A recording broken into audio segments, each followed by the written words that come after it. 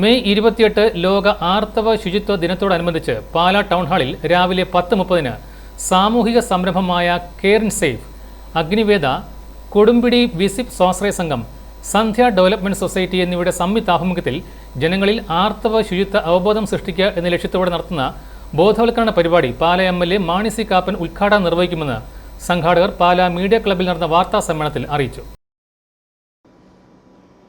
ആർത്തവം എന്ന പ്രക്രിയയില്ലെങ്കിൽ മനുഷ്യരാശി പോലും ഭൂമിയിലുണ്ടാകില്ല.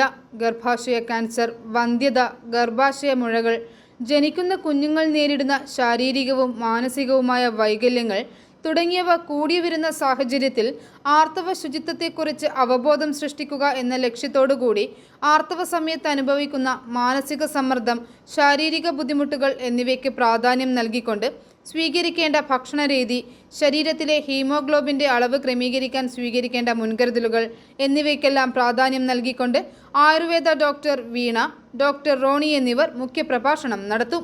പൊതുജനങ്ങൾക്ക് വേണ്ടി സംഘടിക്കപ്പെടുന്നു.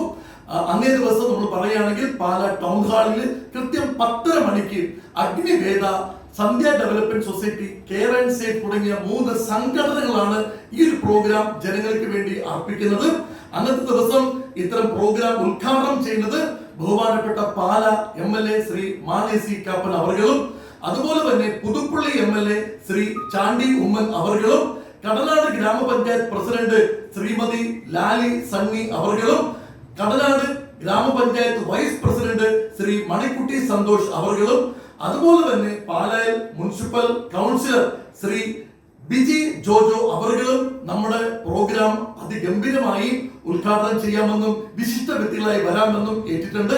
അന്നേ ദിവസം നമ്മുടെ പ്രോഗ്രാമിൽ മുഖ്യ പ്രഭാഷണം നടത്തുന്നത് ബഹുമാനപ്പെട്ട ആയുർവേദ ഡോക്ടർ ശ്രീ ഡോക്ടർ വീണ അവർകളാണ്. അതുപോലെ തന്നെ ഡോക്ടർ റോണി ഗിൽബർട്ടും അന്നത്തെ ദിവസം മുഖ്യ പ്രഭാഷണം പൊതുജനങ്ങൾക്ക് വേണ്ടി സംഘടിപ്പിക്കുന്നതാണ്. നമ്മൾ ഓരോ പൗരന്റെയും കടമയാണ്, ഉത്തരവാദിത്തമാണ്. അടുത്ത തലമുറയെ ഗർഭാശയ രോഗങ്ങളിൽ രക്ഷിക്കുവാൻ ഏക പോംവഴി ഇതിന് ശക്തമായ ബോധവൽക്കരണം സമൂഹത്തിൽ എത്തിക്കാനുള്ളത്.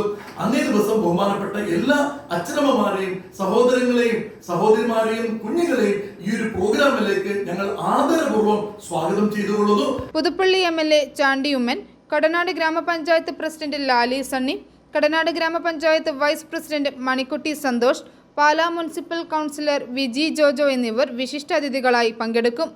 ഓരോ പൗരന്റെയും കടമയും ഉത്തരവാദിത്വവുമാണ് ഓരോ സ്ത്രീയെയും ഗർഭസ്ഥ രോഗങ്ങളിൽ നിന്ന് സംരക്ഷിക്കുക എന്നുള്ളതെന്ന് സംഘാടകർ കൂട്ടിച്ചേർത്തു.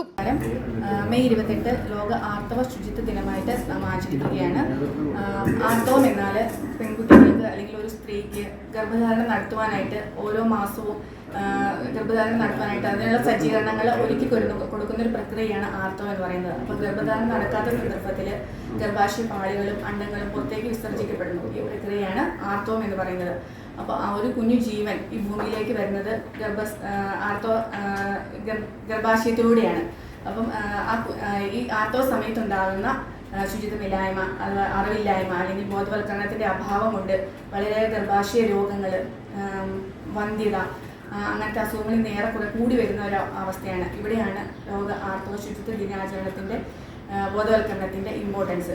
അപ്പം ആർത്തവ സമയത്ത് ഒരു സ്ത്രീക്കുണ്ടാകുന്ന മാനസികവും ശാരീരികവുമായ എല്ലാ പിന്തുണകളും കൊടുക്കേണ്ടത് നമ്മുടെ ഓരോരുത്തരുടെയും കടമയാണ്. അപ്പം അതിന് ശരിയായ ബോധവൽക്കരണം ആവശ്യമാണ്. ആ ബോധവൽക്കരണ യജ്ഞത്തിനായിട്ട് നമുക്ക് എല്ലാവർക്കും ഒന്നുചേരാം.